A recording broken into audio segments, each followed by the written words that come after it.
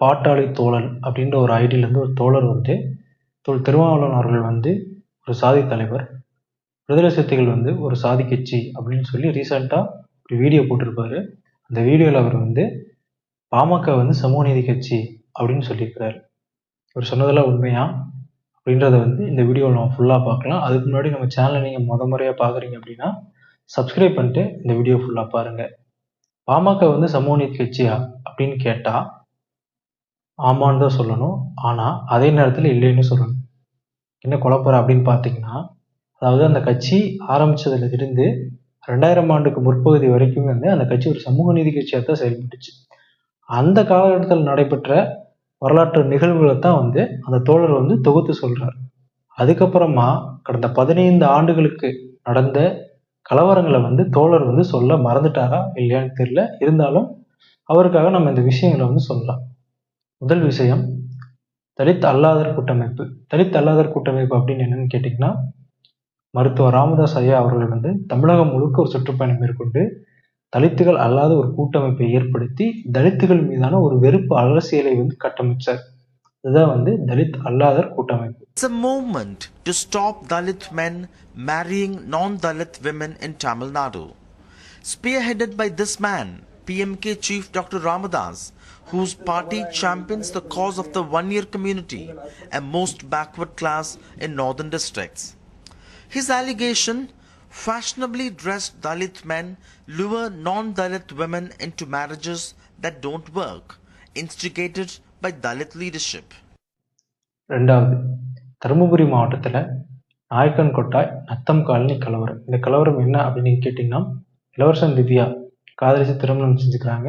செஞ்ச கொஞ்சம் நாளுக்கு அப்புறமா வந்து சாதிய கலவரம் அந்த பகுதியில் மிகப்பெரிய வெடித்து ஆணவ சாதி வெறிகள் வந்து தலித் குடியிருப்புகளை புகுந்து ஒட்டுமொத்த கிராமத்தையே சூறையாடி வீடுகளுக்கு தீ வச்சு அந்த மக்களுடைய வாழ்க்கையை கேள்விக்குறியாக்குது.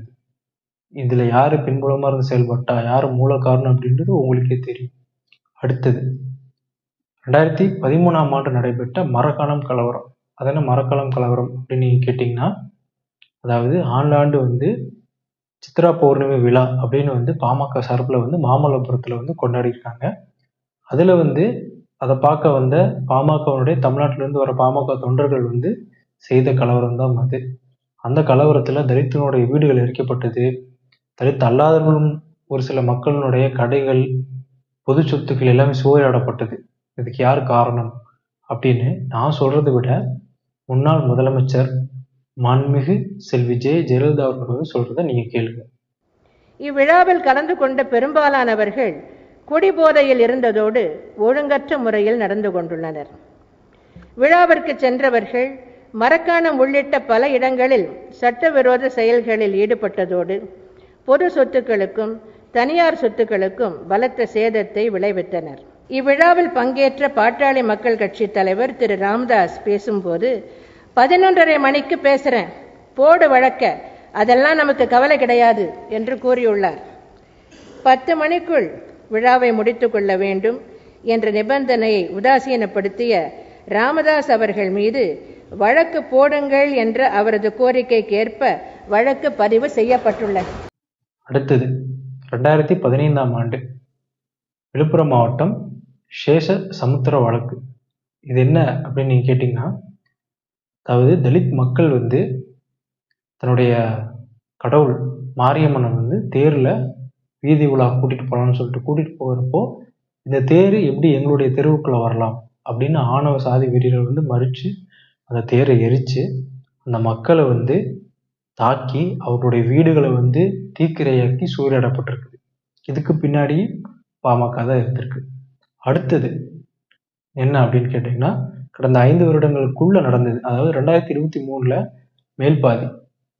அது என்ன அப்படின்னு கேட்டிங்கன்னா, அதாவது விழுப்புரம் மாவட்டம் மேல்பாதி அப்படின்ற ஊர்ல திரௌபதி அம்மனுடைய கோயில் இருக்கு. அந்த கோயில்ல தலித் மக்கள் உள்ள நுழையக்கூடாது, வழிபாடு செய்யக்கூடாது அப்படின்னு சாதிய ஆணவரி கும்பல் வந்து போராட்டமும் சமூக பதட்டத்தையும் ஏற்படுத்துறாங்க. அதற்கு ஆதரவா ஒரு நபர் வந்து பேசியிருக்கிறாரு. அவர் பேச்ச நீங்களே கேளுங்க. இதுவரையில் ஆண்டாண்டு காலமாக இந்த கோயில் திரௌபதி அம்மன் கோயிலுக்கு என்ன வழக்கமாக இருக்கிறதோ அதில் எந்த மாற்றமும் இல்லாமல் தொடர்ச்சியாக அதுக்கு மாவட்ட நீதிமன்றம்ல, ஹைகோர்ட்ல, சுப்ரீம் கோர்ட்ல எங்க வேணாலும் நான் நடத்துறேன். ஒரு பைசா உங்கள்கிட்ட கட்டணம் இல்லாமல் உங்களுக்கான நீதிமன்றத்தினுடைய சேவையை நான் உங்களுக்கு தெரிவிக்கிறேன். உத்தரவாதத்தை மருத்துவர் ஐயா கொடுத்துட்டு வர சொன்னார். கேட்டுட்டீங்களா? இப்போ இத்தனை விஷயங்கள் சொன்னேன். இத்தனை விஷயத்துக்கு அப்புறமே வந்து பாமக வந்து சமூக நீதி கட்சி தான் அப்படின்னு யாராலையுமே சொல்ல முடியாது. ஆக திரு பாட்டாளி தோழர் அவர்கள் வந்து இதெல்லாம் நல்லா புரிஞ்சுக்கணும். அதுக்கப்புறமா வந்து இந்த வீடியோ நான் போட்டதுக்கு அப்புறம் நிறைய பேர் வந்து கமெண்ட்ல வந்து கதறுவாங்க. நமக்கு தெரிஞ்ச விஷயம்தான். இருந்தாலும் அந்த தோழர்களுக்காக இந்த கொஞ்சம் தமிழ்ல நீங்க எழுதுவீங்களா? இப்ப வீரத்துக்கு வந்து அந்த வீயை வந்து சுழிச்சு விடணும். நான் நிறைய வீடியோல பார்க்கும் பொழுது வீரம்னு போட்டிருக்கீங்க, அந்த வீயை வந்து சுழிச்சு விடாம இருக்கீங்க. அதே மாதிரி இந்த இன்னு வரும் பார்த்தீங்களா, அது ரன்னகரமா டன்னகரமா அப்படின்றத பார்த்து சரியா போடுங்க. தமிழ் எழுத்துக்களும் தமிழ் உச்சரிப்பும் தமிழ் மொழி பற்றும் மிக மிக முக்கியம். மேலும் இந்த மாதிரியான வீடியோக்களை நீங்கள் தொடர்ந்து பார்க்கணுன்னா துருவ் ஸ்டார் தமிழ் சேனலை வந்து சப்ஸ்கிரைப் பண்ணுங்க. நன்றி.